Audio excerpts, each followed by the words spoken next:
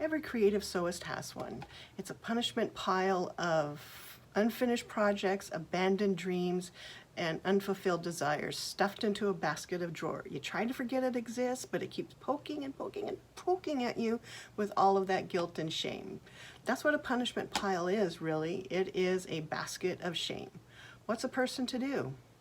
Hello, I'm Althea Rizzo, and this is my channel, Rose Cottage Notions, where we talk about sewing, courage, and creativity. Today we are talking about our punishment pile. Bum, bum, bum, bum.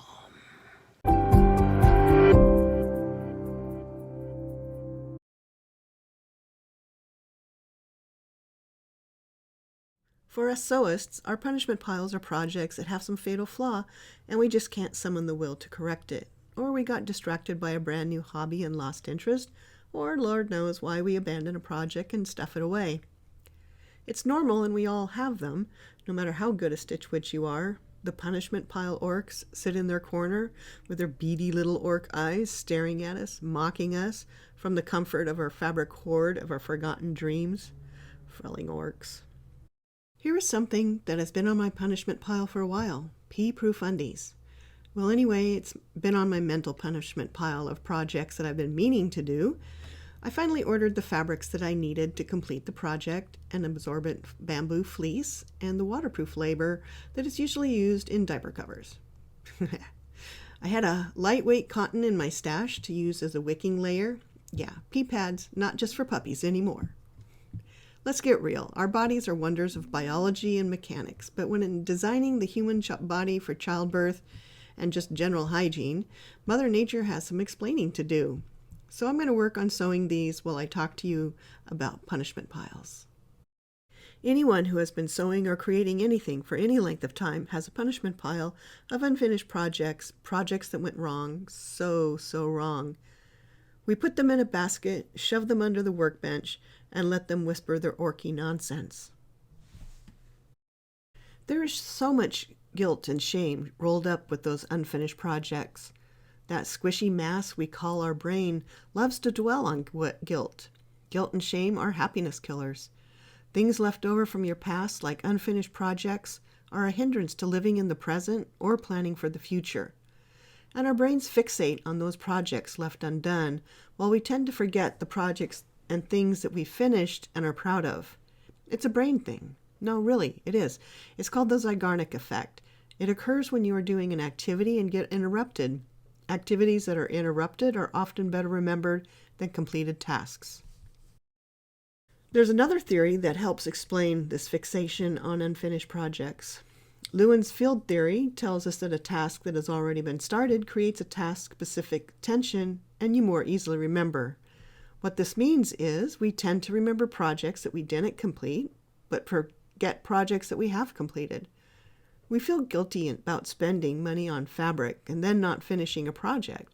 We fixate on that, and all that negative self-talk builds up and it eats at your ability to plan for future shenanigans. We feel we can't start a new project because we have this pile of unfinished projects. It's just our brains being the right bastards that they are. But we'll talk in a bit on ways to release that guilt and the punishment pile and send that negative energy away. How do projects end up in our punishment piles? Well, there are lots of reasons, so let's talk about some of them. The first path to the punishment pile is a critical error in a project. Maybe the fabric was cut out wrong, or cut too small, or any number of things that make us throw the yardage into the corner of the room, muttering dark curses under our breath. Sometimes it's the third time we've had to hand sew in the sleeve the wrong way, again, or you cut the pattern pieces out wrong and now you can't sew it correctly, or the maths and the geometry were wrong and it's too small or it's too large. Next is executive function malfunction. Executive function is a set of cognitive processes that are necessary for the control of behavior and to achieve goals. This was something new to me. I just learned about it recently, and whoo boy did I relate. This is me. I know a thing needs to be done. I know how to do it.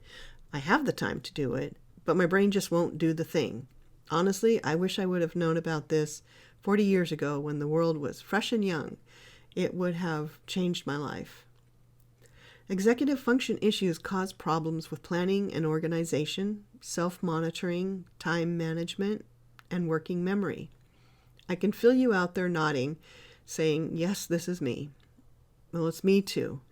This manifests in many different ways when it comes to sewing and creative projects. This could be planning to do a whole wardrobe and not being able to get more than a couple of things done before you're off on a different sewing adventure. For me, I get time blindness if I don't consciously sit down and work through a project and plan it out. Otherwise, what happens is that it's suddenly 3 weeks from Halloween and I haven't even started my overly complicated costume designs. If this is you, there are a lot of books out there to help work with cognitive function issues, or you can talk to your therapist about it. Our brains are weird, and we sometimes need outside perspective to help us see a path forward. I'll link to a couple of books in the description that might help you. Next up is Enthusiasm Interruptus. We've all done this. In a way, it's related to the previous topic of executive function. We learn about a new thing, an exciting new technique.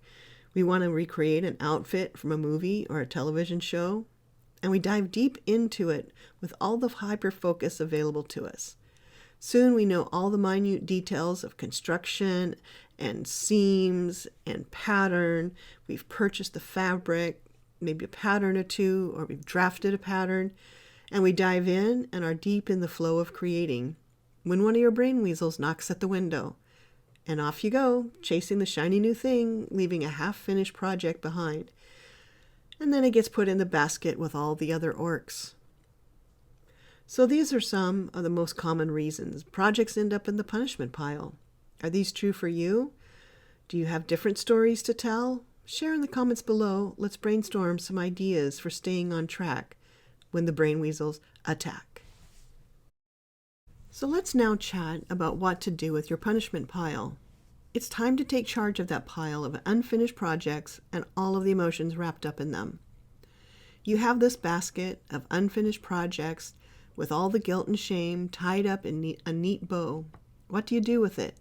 Remember, there's no wrong way to deal with your punishment pile. Even keeping those little punishment pile orcs around for nostalgia's sake is okay. There's no wrong way to do this. So there's several different things that you can do with it. You can start by sorting and getting rid of it. That's the first way we're going to talk about. The first thing you can do is go through your punishment pile and complete all the projects that you can. You can start by sorting all of the projects by your level of incoherent screaming into the void. Is it a project that just needs some final touches to be complete? Those go in one pile. Now find all of the hopelessly catastrophic projects and put them into another pile. Look at them. Can you salvage the fabric? You might have to pick up some seams, but sometimes you can salvage that fabric, especially if it's an expensive fabric that just makes you very sad that the project didn't work out as you wanted it to. So this leaves you with the rest of the pile. I recommend that you Marie Kondo this pile. Pick up each project and ask if it brings you joy. If not, you can put this into a pile that can be passed on to someone else. What you end up with is 4 piles. 1, easy fixes. 2, hopeless mess with salvageable fabrics. 3, not so hopeless messes that may be fixable. And 4, a giveaway pile. Another way of dealing with your punishment pile, and this is perfectly valid, skip the sorting and just put it into a bag to give away. You just box it up and you find it a new home. One person's trash is another person's treasure. A garment that is too big or too small for you may be a perfect fit for someone else. A few years ago, I Marie Kondoed the dickens out of my sewing room and invited friends to come over to pick through my get rid of bins. This included my punishment pile, and you know what? It all went away and it felt so good to be rid of it. You just have to remember that releasing your punishment pile is self-care.